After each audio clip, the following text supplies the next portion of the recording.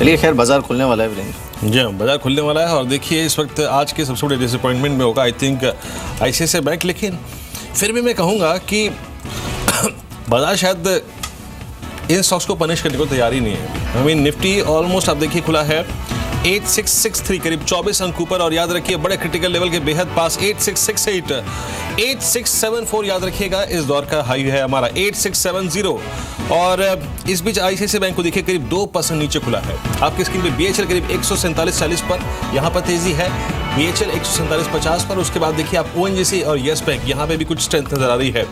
आज I think LNT को देखना चाहिए था हमको। LNT करीब 16 रुपए ऊपर में, बिल्कुल अगर आप देखें उलट पुलट हो रहा है यहाँ पर। 16 रुपए LNT खुला है 1575 पर, जहाँ पे एक्सट्रीम डिसअपॉइंटमेंट था। ICICI बैंक में एक्सट्रीम डिसअपॉइंटमेंट था, लेकिन स्टॉक खुला भी कमजोर है।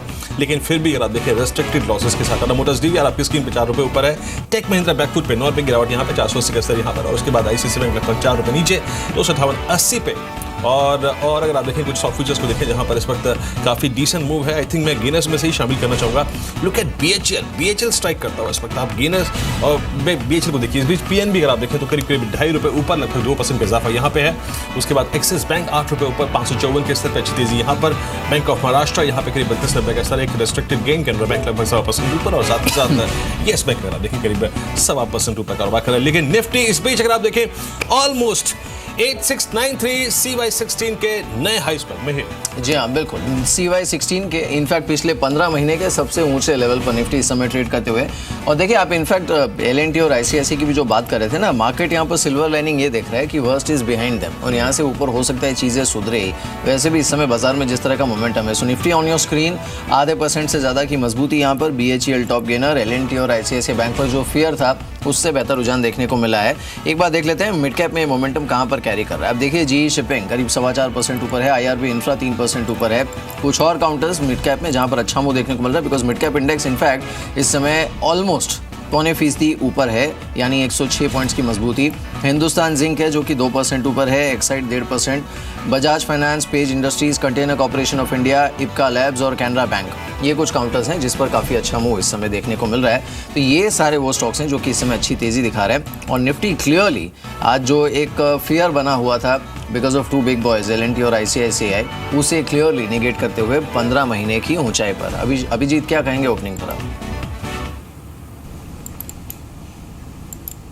Well, Mihir, the sentiment, the momentum of the market seems to continue.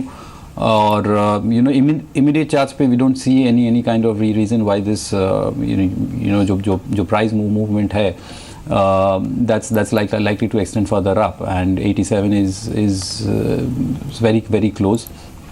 The only thing is the sentiment is getting extremely on the high side. So stocks breakout दे रहे, though breakouts are holding well, volumes are coming back. So I think the best thing to do would be to trail some stop losses and ride the trend as long as it exists and extends further up. इस बीच अगर आप देखें कुछ top 10 companies को देखिए, मज़ा अगर आप देखिए इन्हीं को देखने का है इस वक्त। इस बीच आप देखिए Unitech, JPO sets, Reliance defence 70-80 strike करता हुआ उस वक्त चौथा टॉप मोस्ट वॉल्यूम वाला स्टॉक है ये। इस बीच आप देखिए डिश टीवी को देखिए इस वक्त 104 रुपये स्ट्राइक करता हुआ। शुक्रवार के क्लोजिंग के वक्त ही हमने एक मैंडेट बनाया था कि स्टॉक शायद डिलीवर करे। रिको ऑटो 51, अशोक लेन 9680 अगर आप देखें टॉप ट्रेड काउंटर्स की श्रेणी में ये है। BHL भी इस वक्त स्ट्रॉन्ग वॉल्यूम्स के बीच में अगर आप देखें हायर लेवल्स पे आता हुआ। और एक LNT ये करीब 11 रुपये ऊपर, अब करीब 1570 के स्तर पे। और HTIL ये करीब 102.90 पे। Crompton Greaves 80, PNB gills 28, Manappuram finance करीब 83.25। जय, इसमें से कोई पॉसिबल ट्रेड नजर आ रहा है आपको टॉप वॉल्यूम्स वाले स्टॉक्स में? BHEL डेफिनेटली जैसे आपने बताया वीरेंद्र, मुझे ऐसा लग रहा है कि BHEL में फिर से एक अच्छा ब्रेकआउट देखने मिला। और मैंने आई थिंक लास्ट टाइम भी यही बताया था कि BHEL में एक अच्छा मूव एक्सपेक्टेड है। On the lower side Virendra एक अच्छा सपोर्ट बन चुका है अब ये स्टॉक में, एक अच्छा बेस बनाया है स्टॉक ने 137-138 के रेंज में। वो लेवल जब तक ब्रेक नहीं करेंगे अभी BHEL में, I think on the upside resistance काफ़ी दूर है। तो यहाँ पे एक लॉन्ग पोजीशन बनाकर चल सकते हैं विद स्टॉप लॉस बिलो 137 और 138। जी चलिए जय, बहुत बहुत शुक्रिया हमारे साथ इस बातचीत में शामिल होने के लिए। Thanks for joining us. एक बार देख लेते हैं रिलायंस डिफेंस को। आज 8:30 बजे हमने रेकमेंड किया था टुडेज ट्रेड में कि इस काउंटर पर आप नजर रख सकते हैं। रिलायंस डिफेंस इस समय करीब 4.5% ऊपर ट्रेड करते हुए। गौरांग, रिलायंस डिफेंस क्या कहेंगे आप? देखिए पूरा डिफेंस रिलेटेड अनफॉर्चुनेटली इस पर्टिकुलर स्टॉक पर कवरेज नहीं है, लेकिन हाँ मुझे लग रहा है मीर, और अभी मैं कुछ समय पहले एल&टी पर भी जिक्र कर रहा था वीरेंद्र के साथ, नतीजों पर और ख़रीदारी की राय बरकरार है। और पूरा डिफेंस रिलेटेड जितनी भी कंपनियों ने मेरे ख्याल से निवेश किया है या जो भी योजना इन्होंने बनाई है इस पर्टिकुलर क्षेत्र में उतरने की, लंबी अवधि के नज़रिए से जिस प्रकार का एक एक्सपोजर आपको मिलेगा और जिस प्रति के ऑर्डर आपको मिलेंगे उसको लेकर के नतीजों पर और कंपनी के भविष्य के ऊपर एक बहुत ही सकारात्मक सा रुझान आ सकता है, और उसके आधार पर छोटे और बड़े शेयर निवेशकों को भी बड़ा फ़ायदा मिल सकता है। जी चलिए, इस बीच हमारे साथ अब दीपक जसानी भी जुड़े हैं HDFC से, और साथ ही निताशा शंकर हमारे साथ जुड़ी हैं फ्रॉम यस सिक्योरिटीज़। एक बार उन स्टॉक्स को देख लेते हैं जहां पर आज फिर से एक बार नया हाई बना है अलॉन्ग विथ निफ्टी। इसमें एक तो महिंद्रा एंड महिंद्रा है, इसने एक नया हाई हिट किया है, काउंटर करीब 1.5% ऊपर।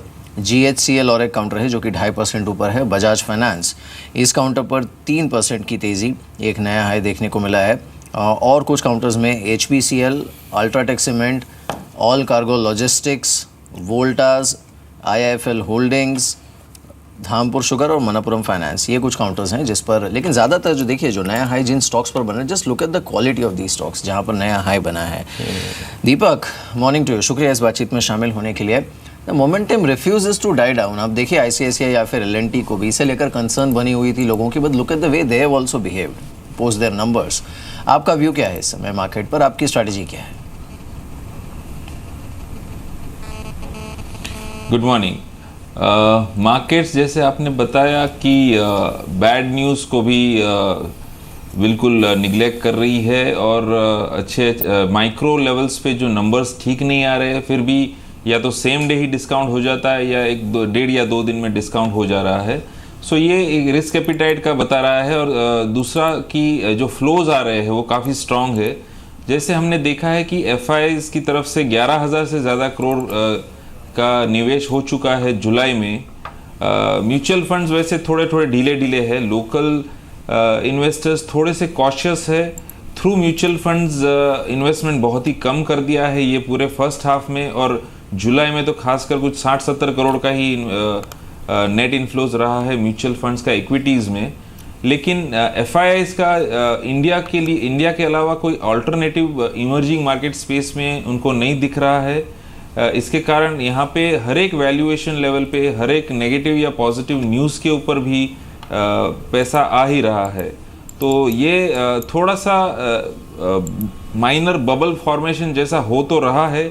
हमारे यहाँ पे 2 इवेंट अभी भी बाकी है। GST का बिल पास होना बाकी है।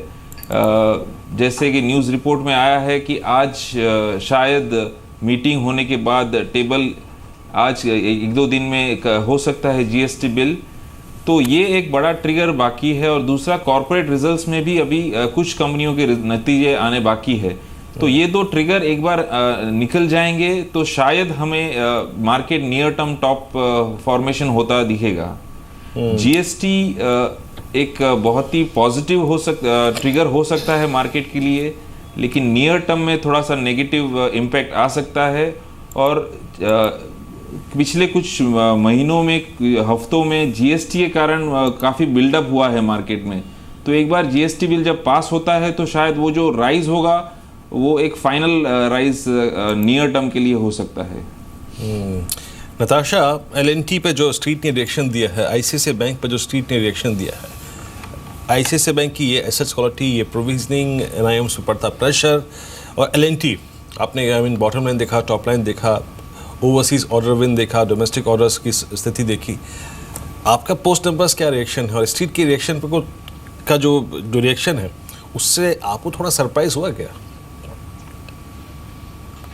जी, जहाँ तक L&T का सवाल है तो जो इस बार रिजल्ट्स आए हैं वो अगर आप चेंज इन अकाउंटिंग स्टैंडर्ड्स के हिसाब से देखिए तो काफ़ी ठीक ठाक ही हैं।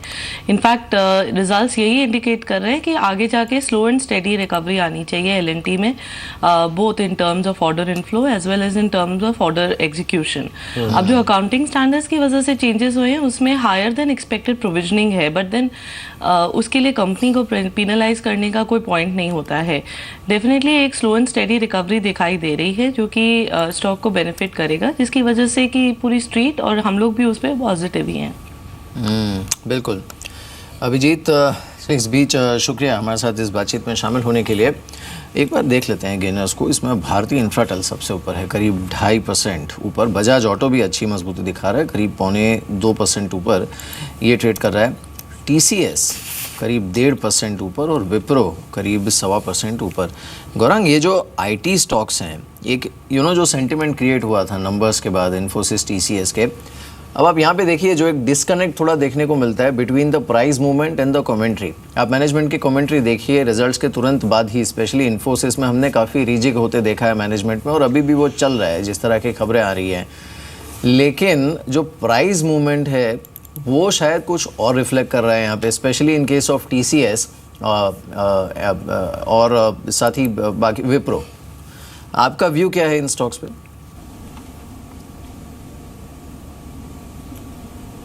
सो आज टेक महिंद्रा की भी नतीजे आएंगे मिहिर, IT क्षेत्र पर और फार्मा क्षेत्र पर, जो कि एक कन्वेंशनली डिफेंसिव क्षेत्र माने जाते हैं, और दोनों पर पिछले 1 साल से 2.5 साल से बाज़ार का जो इंटरेस्ट है वो बहुत कम था।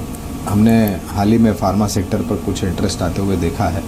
IT पर भी हम जो हमारा नज़रिया है लंबी अवधि के नज़रिए से निवेश की राय हम दे रहे हैं, और उस राय में TCS, इन्फोसिस, HCL टेक, विप्रो, माइंडट्री, टेक महिंद्रा, इन्फो एज, ये कुछ कंपनियां हैं जहां पर ख़रीदारी की राय बरकरार है। और ये नहीं भूलना चाहिए कि ऐतिहासिक तौर पर आप देखने जाए तो पहली तिमाही के नतीजे IT क्षेत्र के और कंपनियों के बहुत अच्छे आते हैं। इस समय जो नतीजे आए थे वो काफ़ी निराशाजनक थे, और ये निराशाजनक नतीजों की कमेंट्री या फिर जो दावेदारी मैनेजमेंट ने जो बयान दिए थे उसमें भी झलक दिखाई दी थी नतीजों के पहले।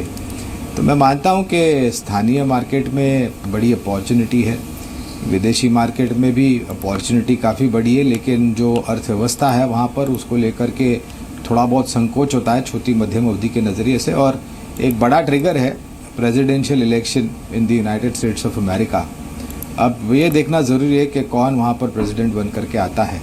अगर डोनाल्ड ट्रंप आ गए तो मेरे ख्याल से जो बयान कैंपेन के दौरान उन्होंने दिए हैं, अगर उस पर किसी तरह की अमल करने की कोशिश की गई, प्रोटेक्शनिज़्म अगर इस्तेमाल किया गया, तो शायद IT सेक्टर पर थोड़ा निराशाजनक नज़रिया आप रख सकते हैं। लेकिन ये पूरी मैं जो जिक्र कर रहा हूँ ये छोटी मध्यम अवधि की बात कर रहा हूँ। मैं लंबी अवधि के नज़रिए से जो नाम मैंने जिक्र किए हैं वहाँ पर ख़रीदारी की राय बरकरार है। इस बीच आप देखिए, एक बार जरा मैं मिड कैप में चलता हूँ। मिड कैप में कुछ काउंटर्स जिन्होंने काफ़ी स्ट्रॉन्ग मूव दिया है, मिड कैप्स और स्पेशली डेडिकेटेड मिड कैप पर आप देखें। इस क्रम में सबसे ऊपर आप एक देखिए स्टॉक को, अल्कागो लॉजिस्टिक्स को 220 के स्तर पे, क्या शानदार मूव यहाँ पे। बजाज फाइनेंस अब 11,000 के ऊपर 660 रुपये की तेज़ी यहाँ पर है। एमटेक ऑटो अब 50-20 स्ट्राइक करता हुआ। फिर आप देखिए भारतीय इन्फ्राटेल, अभी इसका जिक्र मिहिर कर भी रहे थे। उसके बाद कैप्लिन पॉइंट की करीब 5% ऊपर है, शानदार तेज़ी यहाँ पर। केयर के स्टॉक में अगर आप देखें पिछले 2 दिन से काफ़ी स्ट्रॉन्ग मोमेंटम, आज भी 40 रुपये का मूव यहाँ पर नज़र आ रहा है। और डिशमैन फार्मा, याद होगा शुक्रवार को मैं इस स्टॉक को आपको बार बार बोल रहा था नज़र रखिएगा, 152 की जोन में और 162 स्ट्राइक करके आ चुका है। टेक्निकली बहुत साउंड था ये स्टॉक। उसके बाद हिंडाल्को, GMDC यहाँ पर काफ़ी अच्छा खासा मूव है।